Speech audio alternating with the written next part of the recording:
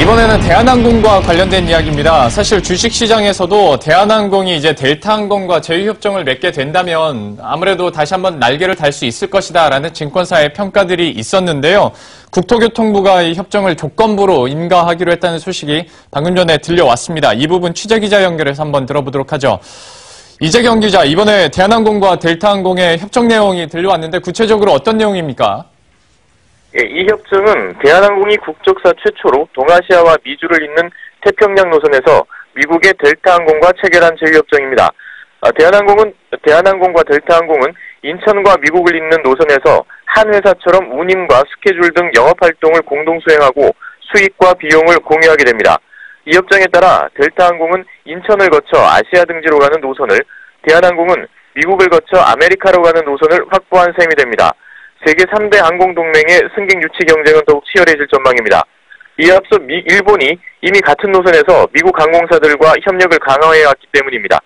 스타 얼라이언스에 속해 있는 전일본 공수와 유나이티드 항공, 원월드 얼라이언스에 속한 일본 항공과 아메리칸 항공은 2011년 태평양 노선에 대한 제휴를 맺고 공동 운항을 해왔습니다. 스카이팀 얼라이언스에 속한 대한항공과 델타항공이 제휴를 맺고 태평양 노선에서의 경쟁에 이번에 뛰어들게 되는 겁니다. 지금까지 내용을 봤을 때 대한항공에게도 충분히 호재일 수 있는데 말씀드린 것처럼 조건부 인가를 정부에서 내준 거 아니겠습니까? 이 조건이 뭡니까? 네, 국토부는 이 협약에 따라서 소비자 혜택이 후퇴하지 않도록 조건을 명시한 겁니다. 한미 노선 전체에 대한 공급석을 유지하도록 하고 일부 노선에 대해서는 현재 공급 좌석 축소를 금지하도록 하는 조건을 부과했습니다. 현재 인천에서 시애틀, 인천에서 아틀랜타 노선은 양사가 공동으로 운영하고 있고 인천 라스베가스, 인천 디트로이트, 인천 워싱턴 등은 양사 중 한 개사가 단독으로 운영하고 있습니다. 이런 곳에선 양사 중 한쪽에서 노선을 폐지하거나 공급석을 줄이는 등의 행위는 금지하고 기존 노선의 공급석을 늘리는 것은 허용했습니다. 대신 인천 시애틀 노선처럼 저녁 6시에서 7시에만 모든 출발편이 몰려있는 경우에 양사 중 한쪽이 오전으로 시간대를 옮겨 소비자의 선택폭을 늘리는 것은 가능합니다. 국토부는 또 매년 항공사의 소비자 혜택 실현 내역 등에 대한 성과를 보고하도록 했으며 운임 자료를 제출받아서 운임 변화 모니터링도 실시할 계획입니다. 3년 후에는 제휴협정의 효과도 재검토하기로 했습니다. 국토부는 인천 미주 노선 스케줄이 다양화되면 동북아의 다른 도시를 경유해 미주로 향하던 환승 수요를 흡수하게 될 것이라며 인천공항이 동북아 허브공항으로 입지를 공고히 하는 데 기여하게 될 것이라고 전망했습니다.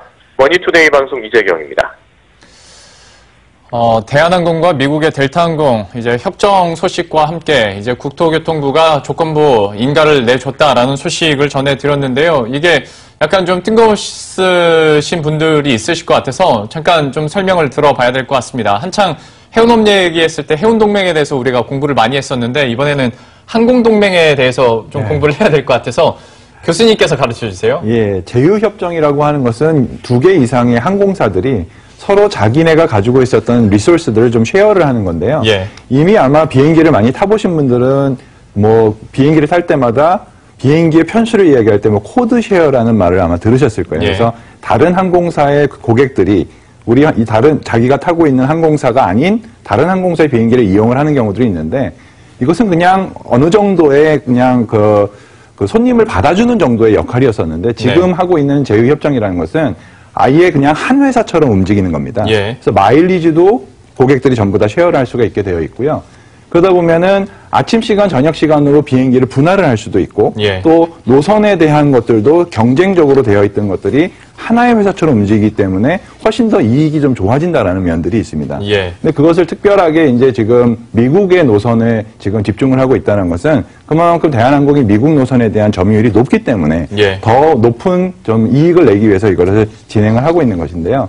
특히나 대한항공 같은 경우는 국내 노선에서 지금 더 이상 확장을 하기에는 좀 어렵습니다. 예. 국내에서 시장을 확대하기는 좀 어렵기 때문에 이것에 대한 돌파구로서 지금 해외 노선에 더 확장을 지금 노력을 하고 있는 것이어서 앞으로 이익에 대한 수익에 대한 좀 기대감들이 좀 높아지고 있습니다.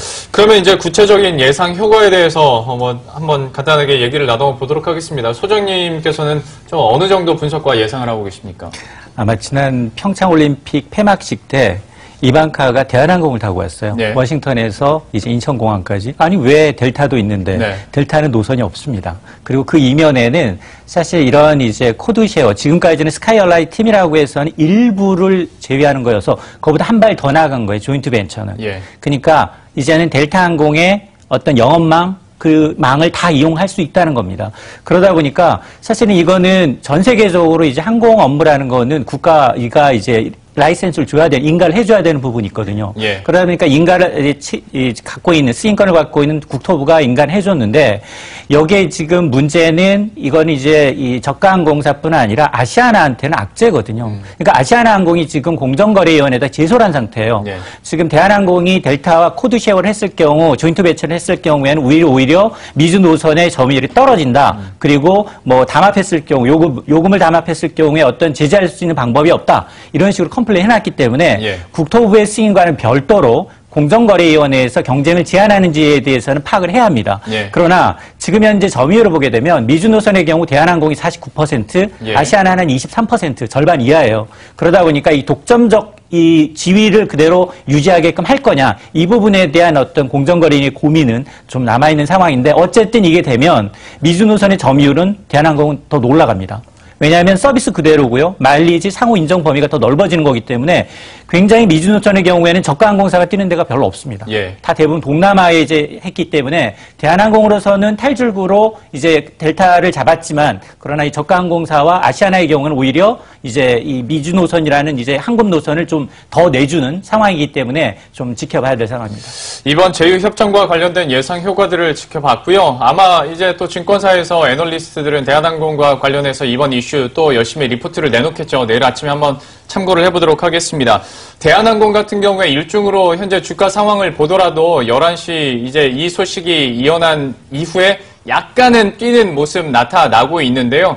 1% 후반대 2%였다가 현재는 3% 후반대까지 상승폭을 조금 더 늘린 상황입니다. 앞으로의 또 주가 흐름 탄력 이어갈 수 있을지도 한번 지켜보도록 하겠고요. 오늘 전반적으로 이제 현대차 그룹의 지배구조 개편 소식, 그리고 대한항공의 델타 항공의 제휴 협정 소식까지 두 가지 이슈 함께 살펴봤습니다. 지금까지 참좋은경제연구소의 이인철 소장, 중앙대학교 경영학부의 이관영 교수, 그리고 권순우 기자와 함께했습니다. 오늘 말씀 고맙습니다. 예, 심층 토크 이렇게 마무리 짓고요. 현재 들어오고 있는 새로운 뉴스들은 어떤 것들이 있는지 이슈 파노라마 통해서 함께 확인하고 오겠습니다.